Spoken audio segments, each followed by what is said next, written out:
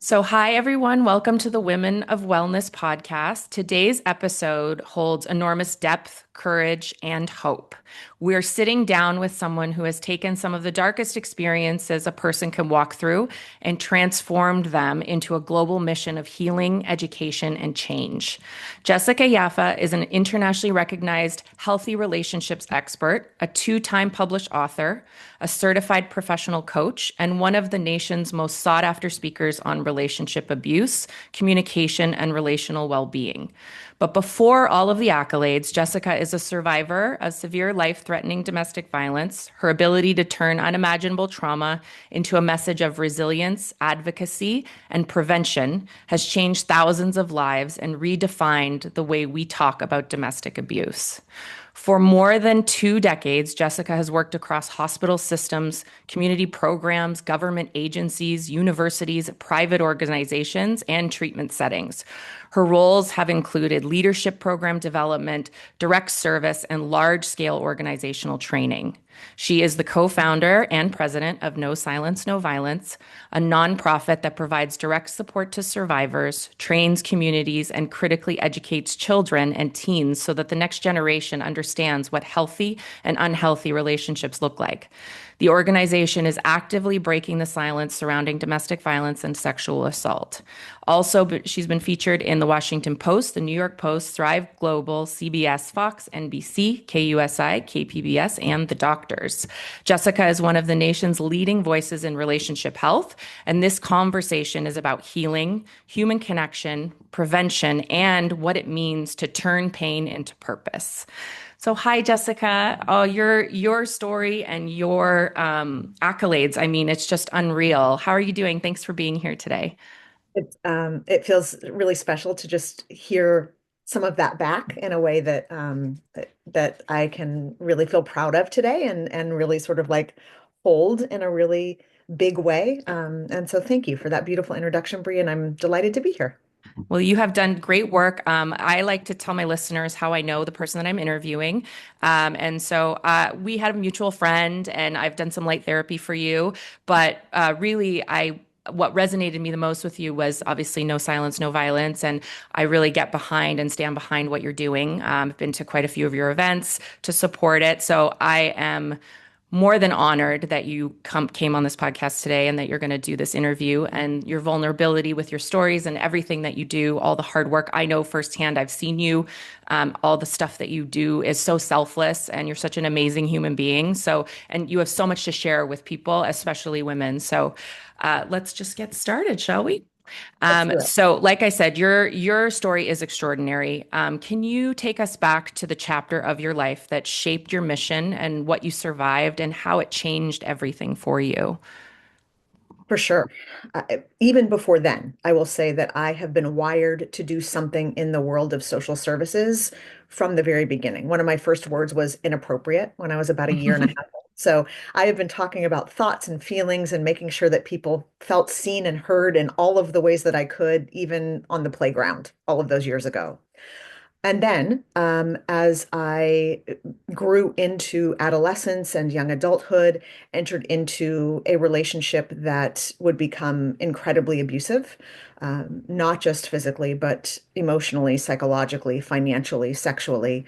And I mistook a lot of the early red flags and warning signs as love. And the parts of me that were feeling insignificant, unworthy, unimportant, unlovable felt lit up when someone made me their world. And so as I maneuvered through then 8 or 9 years of that relationship, and things became more challenging, more scary. We had a child together. I was working my way through college while also staying alive. And throughout that time, even then, got really clear that I would make my way out and that when I did, that I would find a way to create spaces and opportunities for those who were feeling alone, misunderstood, silenced, and desperate to feel supported and seen in ways that they hadn't been able to experience. And so after a long 9 years was able to exit the relationship. Went back a couple of additional times, which is really common and makes a lot of sense. And there are all sorts of reasons for this. And when I then exited the final time, was having to negotiate custody with my then young son. And so continuing to have to engage in the relationship in ways that would be traumatic and an ongoing experience of feeling desperate and alone and afraid, and sometimes even harder than moments where I was in the relationship. Right, And because there was no control, right? correct, So, yeah. correct. And so when he went to prison that final time, which was now, gosh, 24, 25 years ago, I had an opportunity to breathe in a way that I hadn't been able to breathe since I was 16, and sort of maneuvered in the world as though now that he was out of the picture, I was all good and could go on my merry way. And so was performing in my work life really well and was taking care of our son really well. And from the outside, it looked like I had it all together and that all of this was sort of behind me. And yet, what I came to discover as I entered into my own healing journey was that all of that stuff was continuing to live in me, as well as a lot of the messaging that contributed to my ending up in that relationship in the first place. And so it was at that point in my own healing journey where I became strong enough, clear enough, and started to work my way through my own shame and judgment that I began speaking out loud about my experience. And as I did, women to the right and left of me would say, "Us too. And we've never had a place to talk about this." Or, "Gosh, it happened to you. We would have never expected you." And so, if it can happen to you, maybe we also aren't crazy or stupid, or undeserving of being loved, cared for, etc. And so that's really where this work began, by speaking it out loud to one, and then three, and then 10, and then 300. And each time I did, having women show up and say, "Us too, and we need a space to be able to talk about this." And I feel so seen in this moment, and it is so powerful to know that we aren't alone in this and can speak it out loud in order to rid ourselves of some of the shame that we've been carrying. So that is where both No Silence, No Violence, as well as my sort of specific relational oriented work began. Do you think that there was like a defining moment for you that made you realize that you wanted to use your story to help others? Was there something specific that you can touch on? Yeah, I actually it was sort of like two moments in combination. I remember sharing with a male colleague of mine some of what I had been through. We were just sort of talking about our history and what got us into the world of social services. And as I shared, he said, "You need to share this with every person you come into contact with. The power that you have in sharing about what you have endured and overcome and how you are continuing to embody healing is powerful and is your superpower. And you need to start talking about this as often as you can with whomever you can."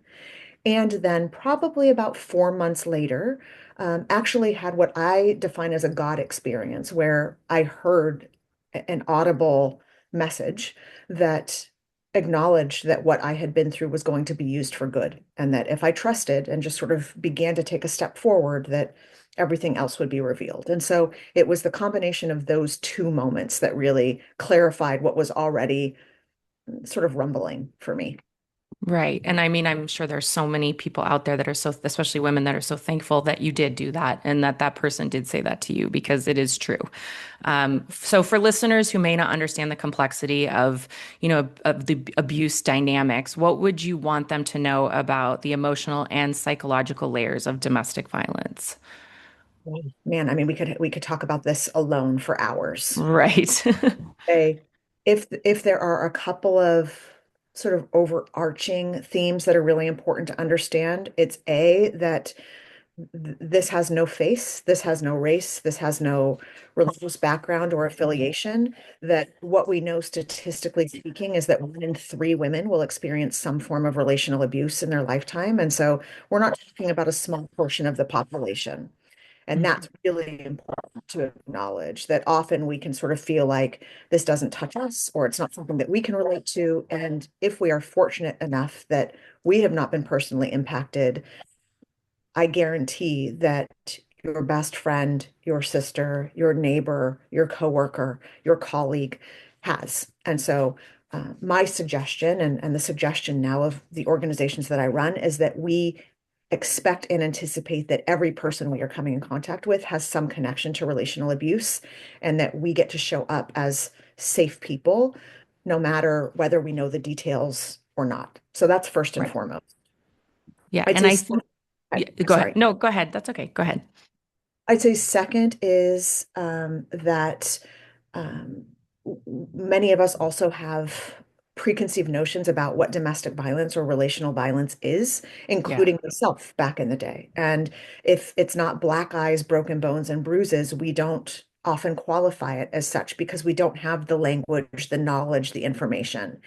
And Right. so when we talk about relationship abuse, we're talking about any dynamic of power and control in an intimate partnership where one partner is behaving in a way that contributes to the other person feeling controlled and or overpowered. And that can be financial, it can be sexual, it can be psychological, it can be the utilization of children, pets, not allowing someone to work or have access to certain friends or family members. And so many different constructs that contribute to what we identify as relational abuse. And many of those constructs also can be even more detrimental than the physical abuse when we talk about healing and overcoming messages and stories that we've ingested as true.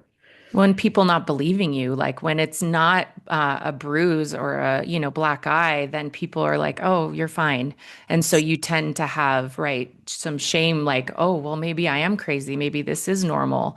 Yes. And nobody wants to listen to you. So I think the getting the message out there, what you're doing to that there's a wheel of abuse. It's not just, he smacked me around. So that I think that's so important for women to understand, whoever's like listening to this that may be going through it and is second guessing, listen to your intuition, and do your research. There are so many things, there's so much out there information wise now, and especially your work. So with No Silence, No Violence, you co-founded it with the intention to break the stigma and create real change, which is what we're talking about. So what sparked the idea for the nonprofit and what did the early vision look like? Yeah. So the nonprofit literally began as a support group for survivors to come together and look to the right and left and know I'm not alone. I'm not crazy. There's nothing wrong with me. And if she can get there, so can I. Maybe she's three steps in front of me, and yet I can trust that that freedom is possible for me as well. And what I began to notice was that over and over again in these support groups, survivors would come in and say, we've looked to all of the organizations that exist around us in order to meet these specific needs. And either they don't have funding for it, there's a ton of red tape that doesn't allow me immediate access, or funding has run out. And as this was happening month after month, and then eventually year after year, I felt compelled to shift from just offering support groups to becoming a nonprofit with the intention simply of funneling money in order to funnel money out, so that we could become the gap filler for all of those other large organizations who are operating with state and federal guidelines and for whom there's a lot of bureaucracy and red tape. We wanted to be able to say yes in the moment to a survivor who came to support group who was living in her car. We wanted to be able to say yes to the 3-year-old that wanted to play t-ball with his friends.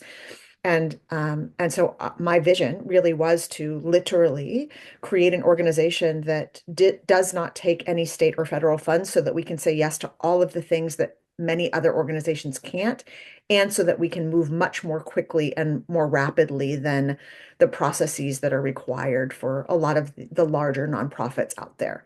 Right, not the red tape.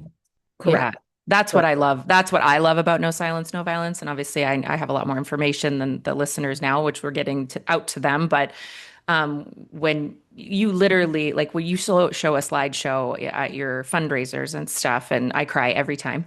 But it is the hands-on work that you even do that people don't understand. Like you show up to Target with the gift card. Like just that really do fill the gaps that, and you can act immediately, which is so huge for someone that is trying to get out and it could be, a life or death situation, or they just have nothing. A lot of times, like, women have to leave with nothing, so and start over. So it's amazing to me. And I think, No Silence, No Violence definitely doing powerful work with survivors and uniquely with children and teens. So that's kind of what I wanted to touch on too. I find it so interesting. So why do you think is early education so essential, and how do you approach teaching such a sensitive topic to young people? Like, what's your strategy with that? Yeah. I I think if we sort of talk about the overarching mission of No Silence, No Violence, it became really clear to me very early on that we could continue to put a band-aid on the impacts of relational abuse all day long. And if we aren't addressing the root, ultimately, it's always going to exist, and there's always going to be more need than what we have the capacity to be able to respond to. And so it felt really important to me that we also think about how do we create time, energy, and resource to look at the prevention end of things, not just the intervention end of things. And what I got really clear about, and what the research tells us, and what I now have additional education around, is this acknowledgement that we ingest all sorts of messages from the time that we're really small about who we are, about who we aren't, about our value or lack of value, about what we should expect in relationships, about what unconditional regard looks like, about how we show up in ways that ensure that we feel like we have the right to be seen and heard in our boundaries, and or believe that we don't have a right to be seen or heard in our boundaries, and that starts literally from the moment that we arrive. And Hmm. so by the time we are in middle school, at least, and developing friendships that become a real center part of our world, and then potentially start to explore intimate relationships, if we don't have a solid foundation where we are clear about what it means to be in relationships that are mutually respectful, and where there is mutual regard, and where there is consent, and the truth about our worth and value detached from another human being, many of us are already set up to enter into relationships where we feel like we have to perform well enough in order to be deserving of connection. Or if we make a mistake, we become deserving of punishment, or that we have to manage everybody else's experience and we are responsible for other people's emotions. All sorts of reasons in which we ingest those messages. And at the end of the day, providing education that supports a different way of believing and a new way of developing our sense of autonomy and worth and connection to the world. I mean, maybe not a new way, maybe contributing to the way in which we are already being wired, and for some of us, a new way. That is the way in which we prevent relational abuse and or intervene really, really early. So we're doing that work with our middle schoolers. And we're also then talking about things like red flags and warning signs, and stuff that we kind of misconstrue as love as an adolescent that isn't, and sort of how we know the difference and ways that we check in with ourselves. And so, depending on grade and age and the population that we're speaking to, the message might change a little bit. And yet, most of the message is about the truth of who we are and how we embody that in relationship. And then a little bit of it is about the prevention specific to relationship abuse and sort of what to look for, how to show up for a friend that might be in trouble, those sorts of things. Right. Yeah, and I've spent the better half of this year studying empathy and emotional intelligence at Berkeley. And I've learned so much. And there's a guy named Mark Breckett. He's the head of Yale's emotional intelligence department. And he's developed a program that goes to schools. And so it's about, because naming your emotions too is a huge part of it, right? And understanding what they are and how, like, because you can feel anxious and why are you feeling anxious? So I think what you're doing is so in alignment with where we're moving with these kids, because it's, anyone can study and get an A, but to have control and understand your emotions, now that's a high EQ. That's very important. And it will help them down the road recognizing signs of abuse, don't you think? Absolutely. Yeah. Yeah, they Uh, really, I mean, they're totally intersected. Yeah, absolutely. No, and I kind of connected the dots right now when you were saying that. So it's just amazing work that you're doing. What do you feel is the biggest misunderstanding people still have about domestic violence and sexual assault? So many. I would say that it happens to people who are weak, that it happens to people who grow up in certain environments where either there is violence in the home or substance use, significant mental health challenges, etc., and that people, quote unquote, choose to stay stuck.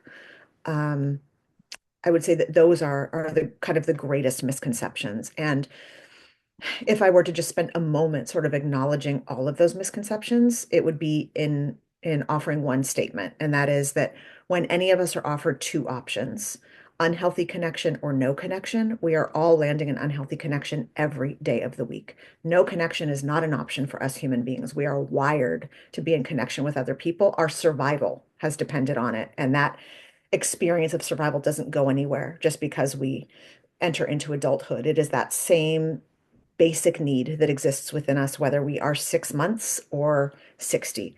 And so until we believe that A, healthy connection is available to us, B, that we're deserving of it, and C, that the messages that we've ingested about our lack of worth, our lack of value, et cetera, may not be true, we will continue to remain stuck and go back and or continue to seek out relationships that mirror those same beliefs. And so it's really in supporting individuals moving from the belief and or the experience that it's either unhealthy connection or no connection to the options being unhealthy or healthy. And building Healthy. that healthy connection bucket takes time, right? It's Right. about planting seeds. Mhm. Yeah, it's a lot of work, you know? So, I mean, you're obviously your professional expertise sort of on a national impact, but you've been a leader in social services and mental health fields for over 20 years. So, how has your professional experiences shaped the way you approach prevention and healing today?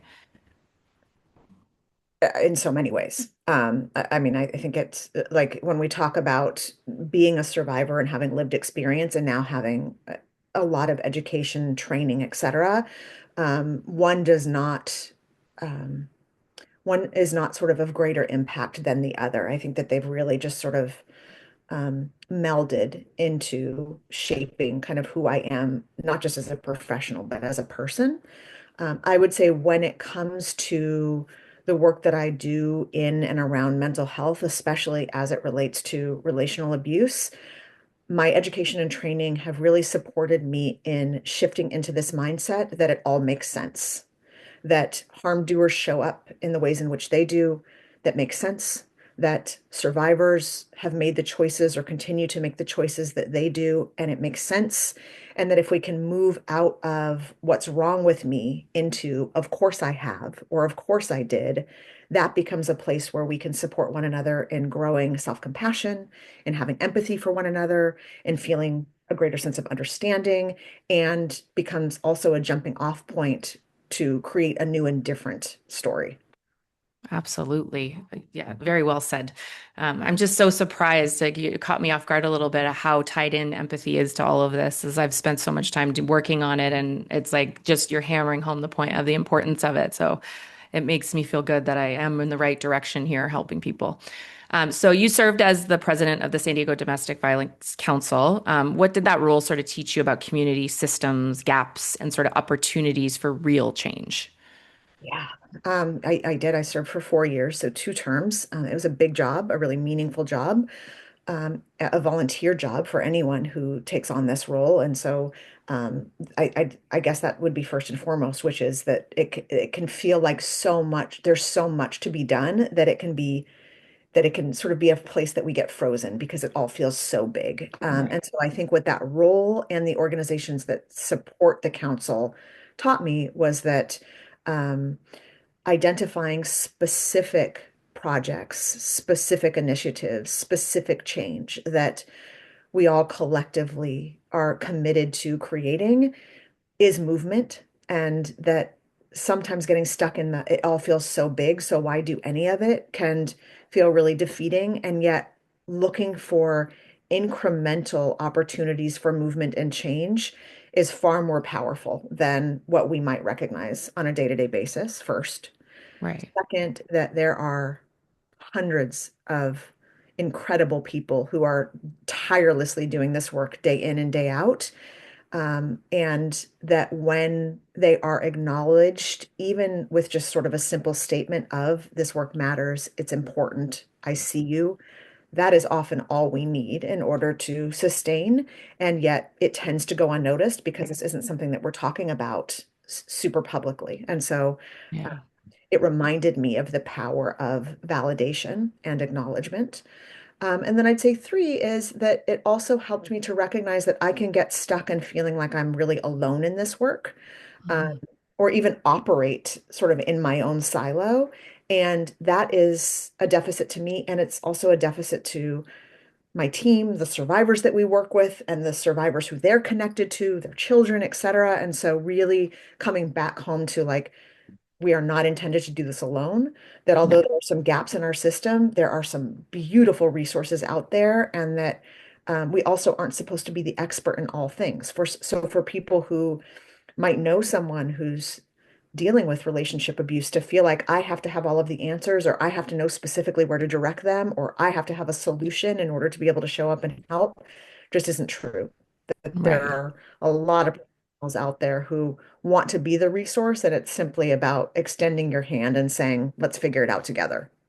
Right. And you can tap into because when you're the resource, you have other resources that you can tap into for people, right? That are, supporting you too. So, I mean, even if you don't know the answer, I mean, I say like pebble in the water, right? Like you're just rippling out. And so that's small steps. I love that, how you said it's just the small steps it is making a big difference. Because 100 small steps is one giant leap, right? So, I mean, that's what you're doing. Your communication and relationship health programs have been adopted by organizations like such as the U.S. military, which I had no clue this about you, Sharp Healthcare, Starbucks, corporate, UCLA, and many more. But what themes do you see across these institutions when it comes to relational challenges and or misunderstandings?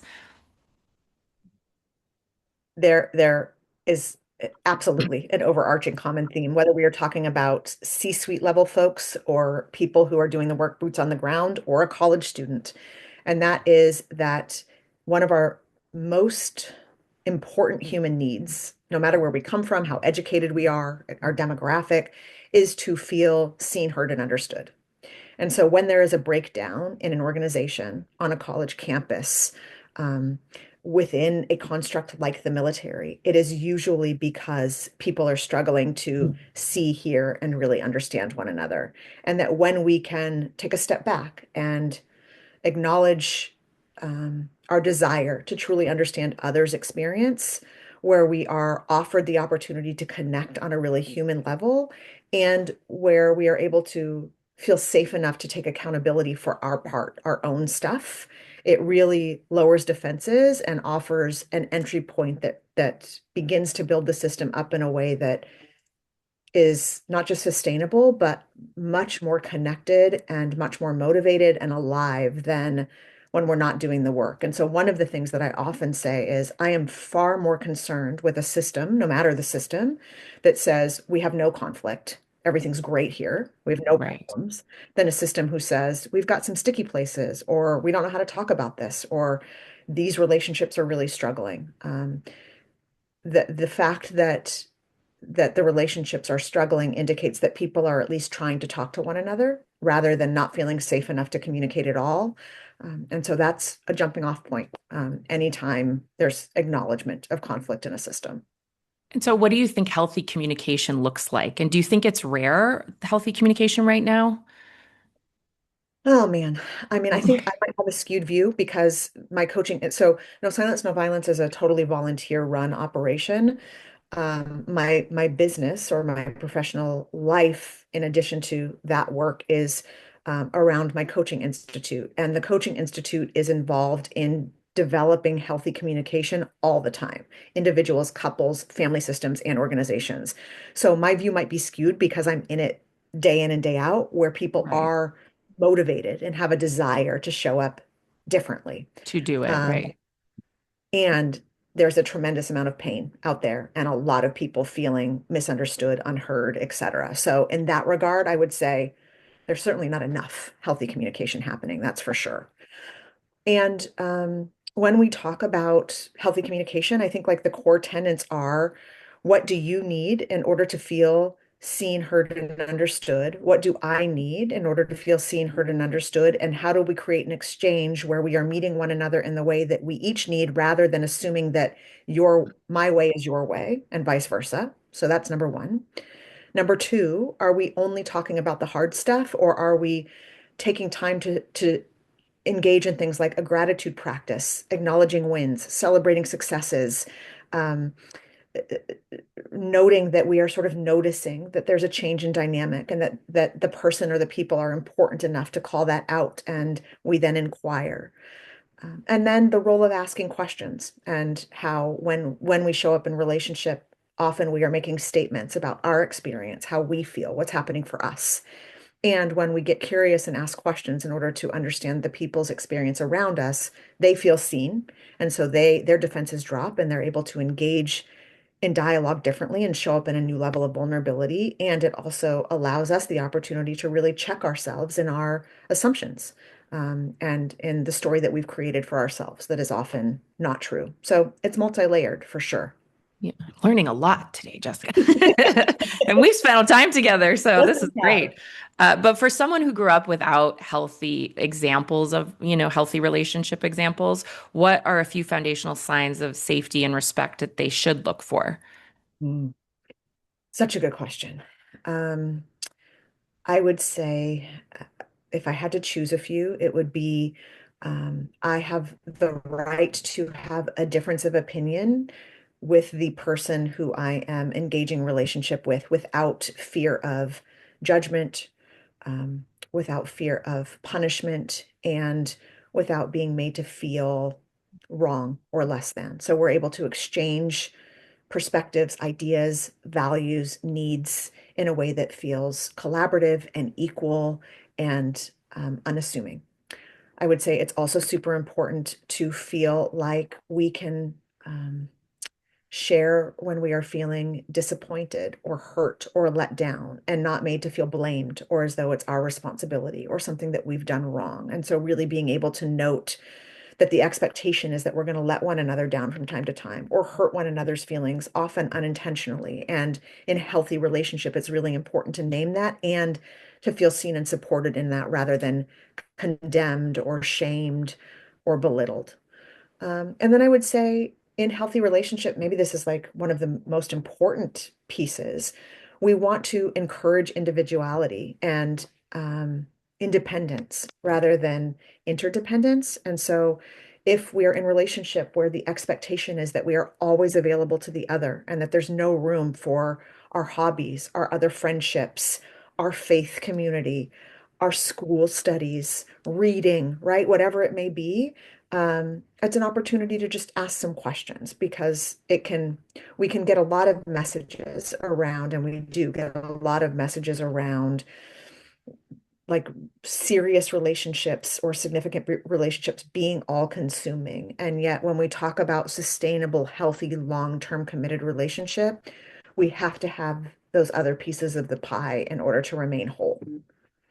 Yeah, absolutely. I mean, it's that, and that's hard. I think you tend like losing yourself in a relationship, right? Like a lot of people do that, and they have fear of losing their friendships and all of that. And I'm a big advocate of friends, being a huge part of my life, and uh, that you can. I think you can't expect one person to meet all of your needs. So we have to have that diverse, life and other people and things that fulfill us. Right. So that's really good.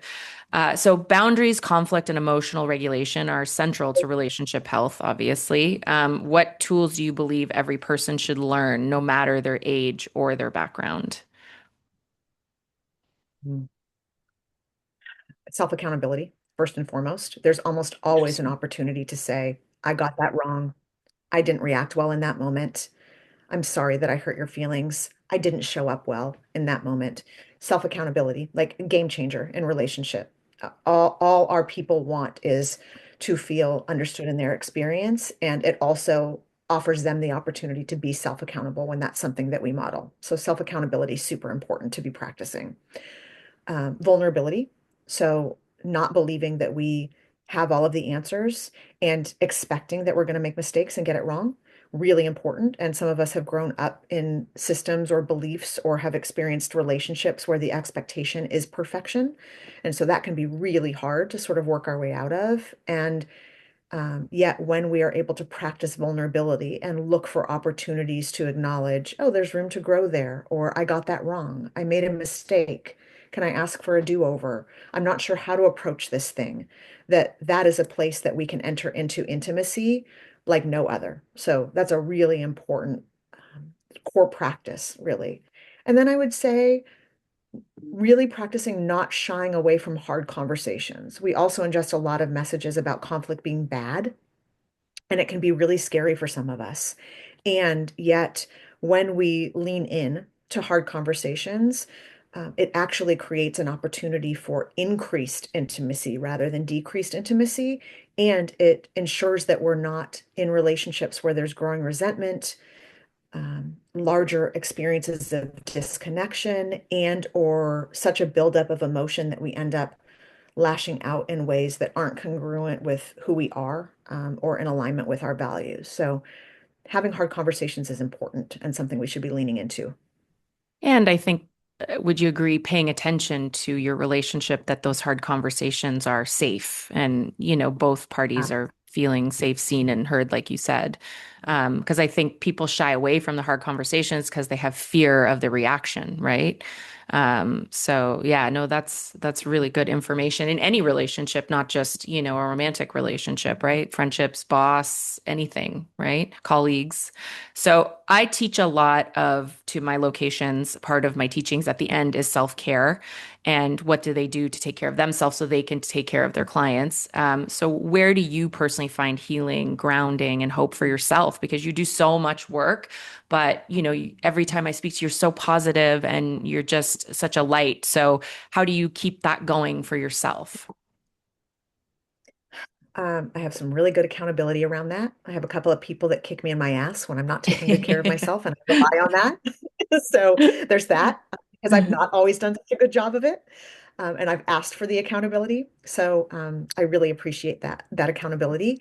And I also have really sort of like incorporated this, it's bigger than a belief. It's a practice that self-care doesn't have to be like the 90-minute massage or going away for a weekend or taking a whole day off to myself, that it literally can be, I'm not going to schedule myself with clients back to back so that I have no room to breathe and ground. I'm going to allow myself time to breathe and ground between clients. I'm going to allow myself to say no to this thing tomorrow night that I've already committed to because I'm recognizing that I'm tapped out and that I just need a bath. And so I'm going to assert a boundary.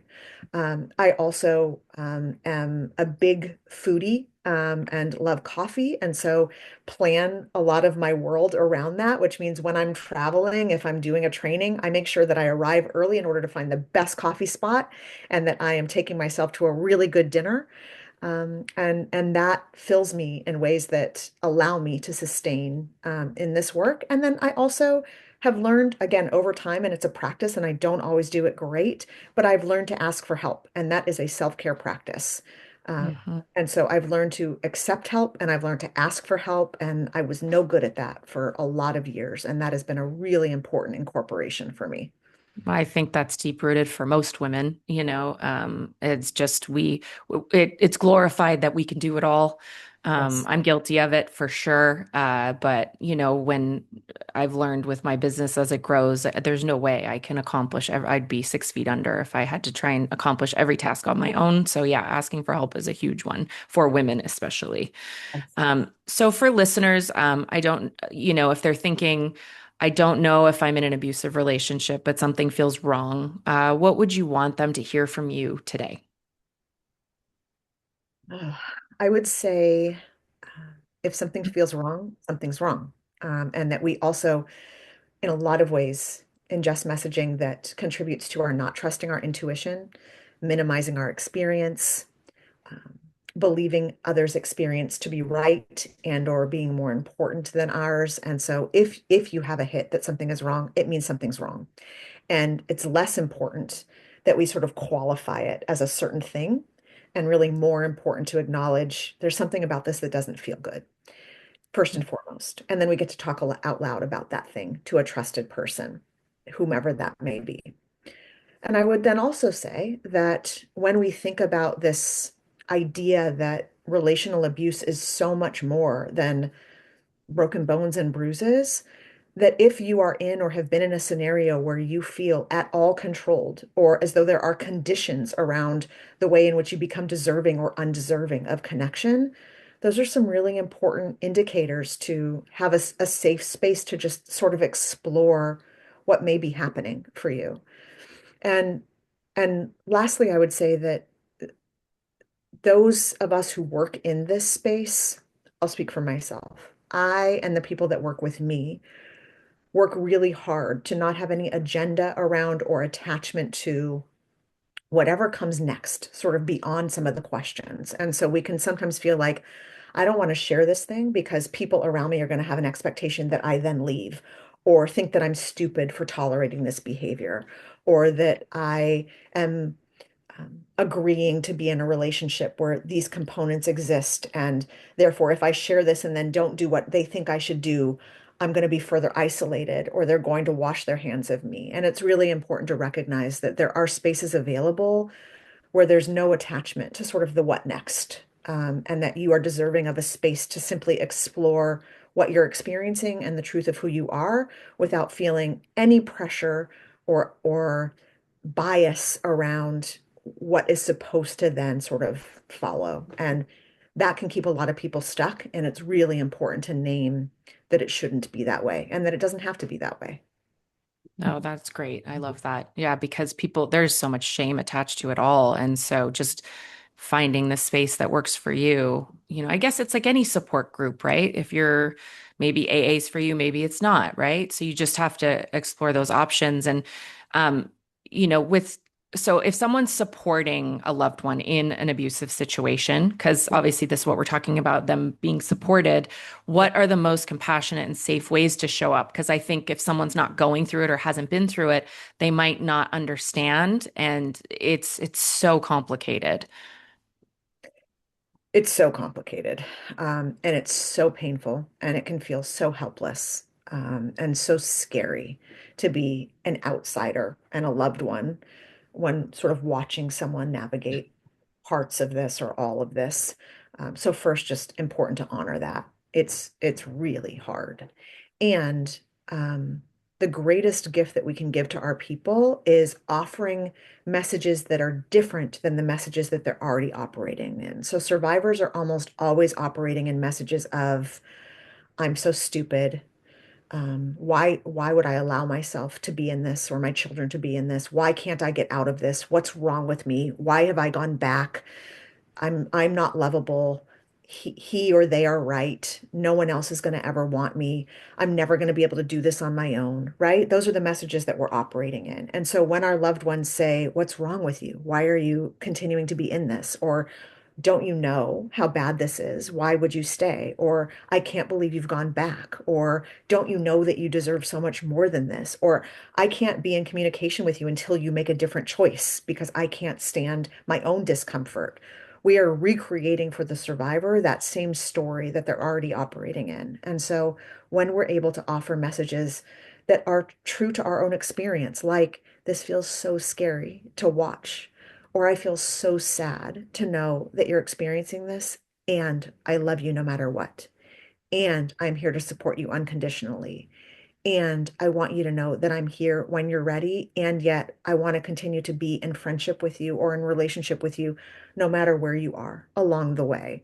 When we offer those messages, the ingested experience is I don't have to show up or perform in a certain way in order to be deserving of connection. And that rocks that story a little bit, which is putting deposits in that healthy connection bucket that we talked about. Yeah, it's putting conditions on them like that they're not ready to meet yet. I mean, leaving is not easy, and sometimes it's like with women that they don't have the money or the means. And so it's not like, oh, just pick up and go. People think it's so easy because they're not in the situation. So just holding space. Some things I do with friends as well is just is it something you want my opinion on, or is it something you just want me to listen? And then I take that. And because sometimes they just need to be heard and validated, right? So it's very, very important. So great advice. So, when you look ahead towards No Silence, No Violence and your sort of broader mission, what is your vision for the future for that? Some days I say I'm exhausted and like I'm not sure what this is going to look like a handful of years from now. I'm tired. And other moments I feel like, oh, we are like out there doing this thing and we'll ride this out until domestic violence is eradicated. And then sometimes in between. So when I think about kind of where we're going, I'd like to be able to say yes more often, which means more funding in creative ways that like don't come with the red tape, like foundations, individual donors, corporate sponsorships, those sorts of things. Being able to say yes more often would feel just so meaningful and purposeful. I'd like to think that we would have more volunteers and infrastructure to do more and more education, not just in San Diego County, but all over the nation in order to work on the prevention side of things. And I'd like to be recognized nationally as an organization that really is doing things differently and prides itself on showing up in spaces that can be really challenging and really dark, and yet is committed to continuing to bring light and not afraid of doing the hard thing that is the right thing. Yeah, absolutely. I mean, I've seen your work. I see what you put in, especially on your fundraising events. And I know how important it is to have funding. That's really what drives this forward because you guys are filling the holes. And I know my company and our brand, Ginger and I are very proud to support No Silence, No Violence. And I hope that this podcast and all this information can get out to more people to help support your mission because it's so great. And as we grow and we're more nationally recognized. I hope that that happens as well by default, that you can come along the ride with us because we love you and everything that you're accomplishing. The gap that's being filled, that's not being filled by you, is it's I can't even explain it. You'd have to see it. So finally, just if every listener walked away with one message from you today, what would it be? Mm. It all makes sense. Like the ways that we show up in the world, the ways that the people around us show up with us, the ways in which we react or respond in certain moments, it all makes sense. And that we all have the capacity to shift into new and different ways of being. When we're not talking about abuse, it's really important to not get stuck in this sort of idea that we're holding on to potential or desire or hope when we are navigating abuse. That's a different story. And yet, when we are practicing healthy relationship and connection, although one thing maybe has been available to us for a really long time, it does not mean that something else isn't also available and possible. And we are all deserving of it, and we are all capable of creating new stories for ourselves and with one another. I love that. And so, if everyone's listening here today and they want to donate or they want more information about you and your professional coaching and everything that you provide, how do they find you? Thanks so much for asking. So, No Silence, No Violence's website is nsnv.org, no silence, no violence.org. The Coaching Institute is jessicayaffa.org. And my email is jessica@jessicayaffa.org. Perfect. And we will link all of that to this podcast all over the place. I really urge people, even if this resonates with you at all, to really go and just even make a small donation. I think even if you go to the No Silence, No Violence website, it's linked on all of my businesses as well. Uh, and you can read a little more in depth about what you're accomplishing and see some things. I think that it will resonate with people, everything that you're saying, and you're doing great work. And I'm so, so honored again that you did this interview with me and that we've become friends. And I feel very blessed to have you in my life too. So Right thank back, you so much. right back All at you. Thanks for having me. right. Love and light.